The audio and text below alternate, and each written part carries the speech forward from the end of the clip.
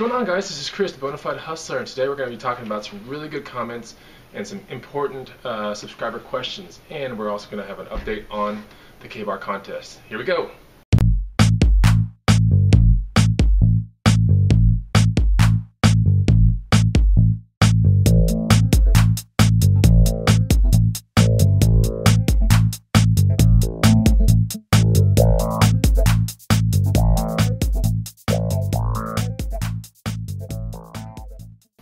Alright, good to have you back. This is Chris, Bonafide Hustler, coming to you from a pretty late night here in Austin, Texas. I'm here at the Hustler Hideout, whatever you want to call it. It's like the command center, right, where all the hustling goes down and all the stuff gets processed and all the stuff gets put on the internet. But yeah, I wanted to get back to you guys and girls about some important comments and questions, and then we'll wrap it up with, where am I on the K-Bar contest? Alright, so first question comes from Karen Burling. And this one came through Facebook, I believe. How about doing a video about your antique booth? Maybe talk about how you display your merchandise, how big it is, price tags, how often you stop by to rearrange and add things. I know I and my antique booth friends would love it. There's also an echo to this actual comment, which comes from Highland Picker. I would love to see your booth and see how you have set it up and how big of a space you have. Thanks again for sharing your knowledge. Okay, so if there are two people out there thinking the same thing about the antique booth, there's got to be a lot more people that haven't commented, and they might want to see this antique booth. So in the near future, yes, I will be making a video straight from the antique booth, and I'll show you how to rearrange and what I do and how I kind of tag, stock, bring things in, and it's very strategically placed, like how I do things and why I have a glass case and why I have things here and there. So I will do that. How often do I stop by? It's pretty much once a week, but sometimes it can be more if business really picks up. How big is it? It's kind of hard to say. It's about half the size of an average person's living room, maybe. And then price tags, they're about like 1 inch by 1 inch price tags. It says stock number, and I think the bottom part, stock number in the bottom part, your antique booth in the top left part, the price in the upper right part, and a description field in the middle. That's what the tag looks like. They come in both sticker and with string form. Okay, so yeah, I'll shoot a video from there for you guys. Why not, right? Another question comes from Highland Picker. This one came from Facebook, and this one says, do you prefer comments here on Facebook or on YouTube? I like comments in both places. I really do. If you want to get a more in-depth response, I guess, to a question per se, then I think Facebook's the way to go. So find me on Facebook for all you guys out there and girls that want to know a little bit more about hustling and how it's done. Ask me a lot of questions on Facebook, and definitely like that page. As for YouTube, more of YouTube is for the comments, but I do get back to some of the questions on there. But Facebook is really interactive. There's a lot of cool stuff going on over there, so check it out, really. Alright, number 3. It comes from Odgenmax, O-D-G-E-N-M-A-X, from YouTube. Alright, so, hey, what's up, man? What's the difference between a baseball hat and a trucker hat? Thanks for the videos. Okay, so like a baseball hat, the way I want to describe it, if you look, let's go to the actual trucker hat part of it. The trucker hat is typically real kind of big and bulky and tall, right? And there's a very abrupt kind of thing right here. It's a very flat piece, and it's pretty big, and then it trails off to like a mesh section. That's pretty much a trucker hat, and it has a snap back almost every time, snap back.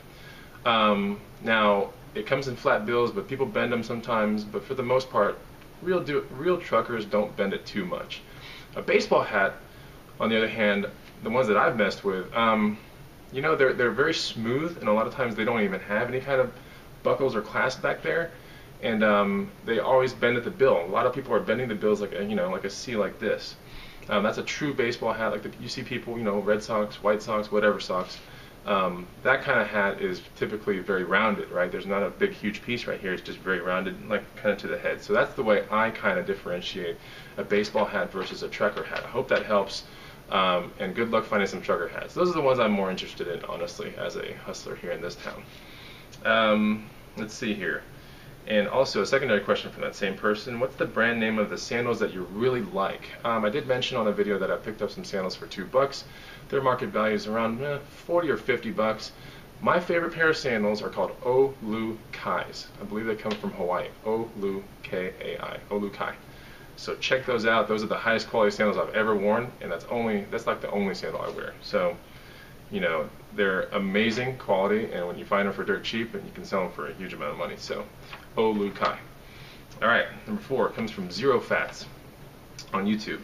One question, Chris, can picking be a full-time income?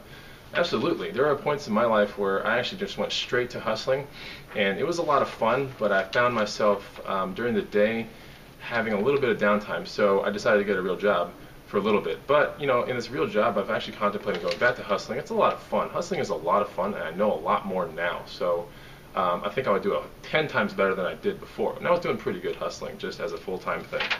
But it was only for like 6 months, so it did pretty well though. And I don't know if it's seasonality related because it happened in the fall all the way to like a spring was a 6-month span that I did when I was just hustling. So can it be a full-time income? Absolutely. I mean, if you're really good and you're very careful with your money, oh, I don't see why not. I don't see why not at all. And even as a part-time income, the money's pretty damn good. Like, it's almost like full-time income. So I would say just worry about your education on hustling, whether it's part-time or full-time. I don't know if that really matters. Just try to buy smart and sell for big amounts of money. That's the number 1 tip. All right. And number 5 comes from John Velasco. Hello, Chris. When you state that you are going to sell something locally, do you mean you're going to sell it in your store? No. When I say locally, I mean like Craigslist typically. Almost all the times I mean Craigslist. So if you're going to sell something locally, Craigslist is pretty much what people sell, say local, this and that. That is Craigslist. For me, I do have an antique booth locally, I do, but when I refer local, I do mean Craigslist. So I hope that answers your question as well. All right, so an update about the K-Bar contest. That thing is going to be filmed tomorrow, and I'm trying to get everything, all the logistics put together. It's not a real complex video shoot or anything, but I have to make sure everyone shows up, and I got to get the right angles on the cameras. So there was a pretty good turnout of people that actually applied, or should I say got into the contest to get that K-Bar knife. So good luck to each and every one of you guys out there and girls out there. Thanks for all the support, by the way. And if you do like my videos, don't forget to comment, subscribe, and like, and follow me on Facebook. Just like me on Facebook. And if you got some great questions, yeah, hopefully I'll be able to make a video about that as well. So thanks for all the support, and hopefully that knife will go out to one of you lucky subscribers out there. All right, take it easy. See ya.